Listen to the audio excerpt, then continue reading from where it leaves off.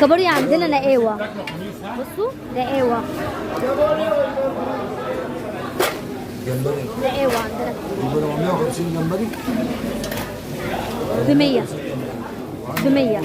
الكلام ده كله فين؟ عند اسماك اولاد عبد النبي في سوق باب عمر باشا بمحطة مصر في اسكندرية جنب جمعية أليكس. هتيجوا هنا تسألوا على اسماك اولاد عبد النبي، بالتليفونات موجودة عند حضراتكم حالا اهو، سكرين شوت. عندنا توصيل الطلبات للمنازل وكل حاجة عندنا موجودة هنا اهو.